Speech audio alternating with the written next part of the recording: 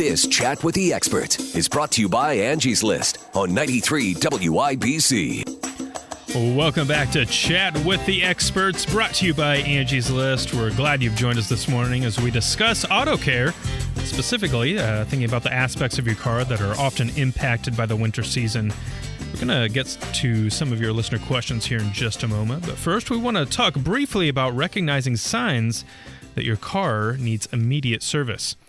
Joanne Schilling of Joe Schilling, Inc. penned an article for our experts program at Angie's List recently titled 7 Signs Your Car Needs Immediate Service. And oftentimes when problems with our vehicles pop up, it can be hard to know how serious the problem is and how soon you should seek out help. So, for example, a normal illuminated check engine light is something that most of us have encountered, and it's not necessarily a cause for alarm, but simply an indicator that you should have your engine checked out sooner rather than later. However, a flashing check engine light is a major sign that something serious is wrong. So if you see a flashing check engine light, you need to have your car taken to a reputable auto service company as soon as possible. Likewise, smoke coming from under the hood is obviously a major problem. No surprise there. This could indicate overheating problems, which could actually severely damage your engine if you continue to drive. So keep an eye on your temperature gauge on the dash. If you notice smoke while you're driving, immediately pull over and wait for the engine to cool down as you seek assistance. Major car issues are never a problem that any of us want to face, but when they do arise, make sure that you know what to do and what company to call. If you want to read more on this full list of signs from Joanne, go to our Solution Center. It's angieslist.com/articles. You're going to find a ton of really great content there, including articles about all kinds of home, lifestyle, auto topics, as well as podcasts, videos, photo galleries, and a whole lot more. It's the Solution Center, angieslist.com/articles.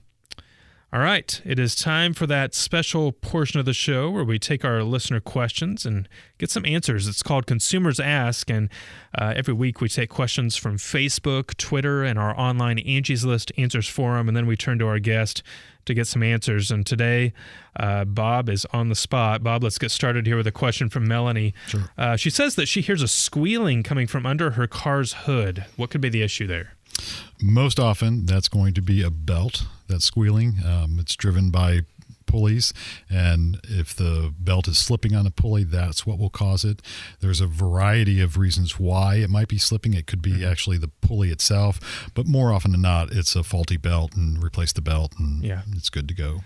How serious should you take an issue like that? If you hear the squealing, you should, call right away and get a service appointment set up, or? I would relate it to similar to a check engine light. If it's a squeal that stops, you start your car up and you hear a squeal for a moment, not particularly urgent, but don't ignore it.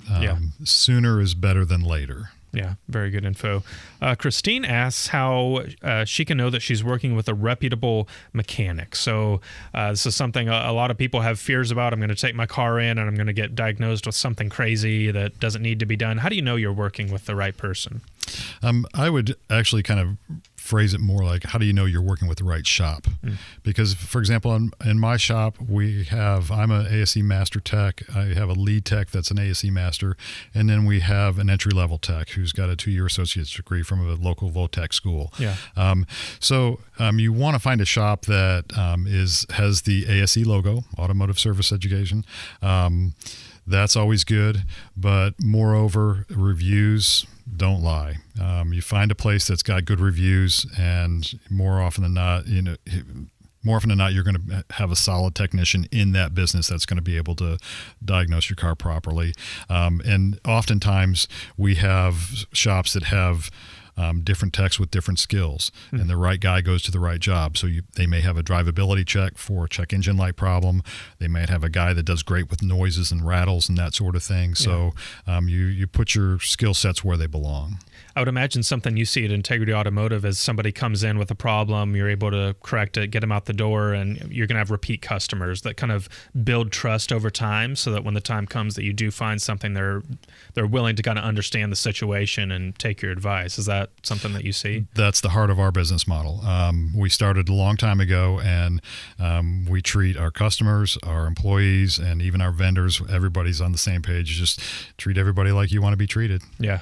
Very good advice. Waeiss. David wants to know if he should handle an oil change himself. Is this a DIY task you recommend? And, I remember my dad, for example, is somebody that he's not going to take his car in for an oil change. He's going to ramp it up, do the oil change himself. And you see people doing this.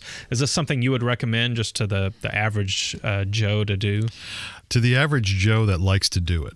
Yeah. For example, right before I left to come to the taping today, I changed the oil on a Jeep Rubicon, a little Wrangler. It was easy. Everything was accessible. It sits up kind of high. So even though I had a lift, it would not be a problem for somebody to crawl under it, change the oil and filter. But a lot of cars, you can't even see the drain plug or the oil filter from underneath. And they're lower to the ground. So the difficulty factor goes way up. So, how bad do you want to do that oil change?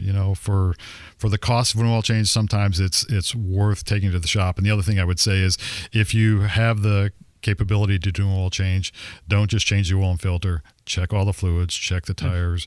One of the benefits we have when we change oil is the vehicle's actually suspended in the air, so we're checking steering, suspension, and other things that can cause problems. But if you've got the ability and the capacity to do it, the other concern that I would have is make sure you've got a place to put your waste oil when you're done. AutoZone, I know, takes it. We take it as a supplier of oil. For our customers, we can take your waste oil and it gets recycled properly. Yeah, I'm really glad you bring that up, because this is something where you take the tub and go dump it in the lot out back behind your house or something. There's a right way to dispose of Absolutely. This. So, yep. Very important for people to be aware of that. Aaron says that each time he goes in for an oil change, he's advised to change his air filter. Is that strange? How often should the air filter on a car actually need to be replaced? Well, Aaron must drive in a really dusty, dirty, debris-filled area if it needs to be changed every time. I would say maybe a couple of times a year. Again, it really is based on the number of miles you drive and the conditions in which you drive. And there is situations where if it is a dusty area, you're going to change it way more often than if you live in Indianapolis.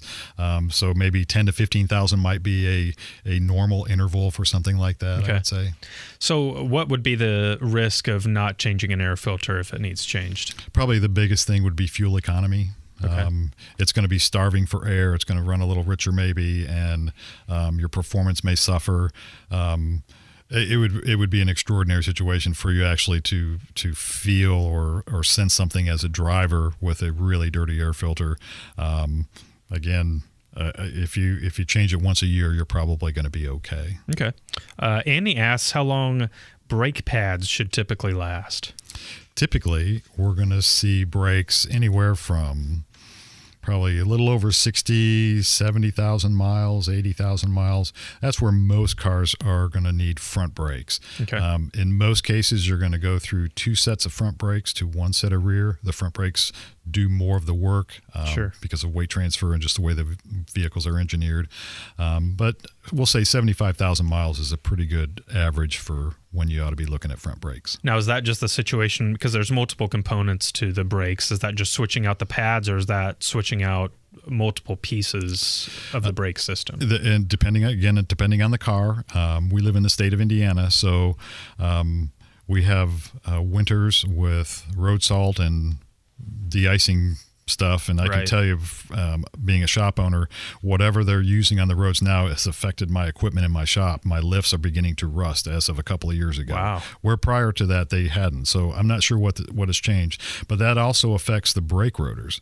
So typically it is perfectly safe to do just brake pads, but more often than not, if there's any scoring or any rust on the rotors, we're going to recommend you change those out as well. Yeah, very good. That's going to do it for our Consumers Ask segment today. Big thank you, as always, to all the listeners out there who supply us with your questions. If you've got a question that you want to ask, follow Angie's List on Twitter, like Angie's List on Facebook, and visit our online forum at answers.angieslist.com. You can ask your question there, and it may just show up right here on the show. That's going to do it for Bob Waeiss of Integrity Automotive. Bob, I want to thank you so much for taking the time to come on the show today. Really appreciate it. Absolutely. No problem.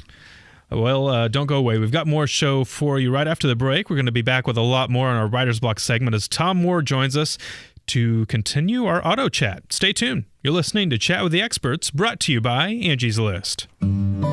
Need more help with hiring for home services? Silver and Gold membership plans are now available at Angie's List, with available features like exclusive savings on service from top-rated companies purchased through angieslist.com, guarantees to help make your life easier, helpful support from our member care team, a complaint resolution process, and more. There's a plan that offers value and convenience for every home. Learn more about membership options and get the complete details at angieslist.com.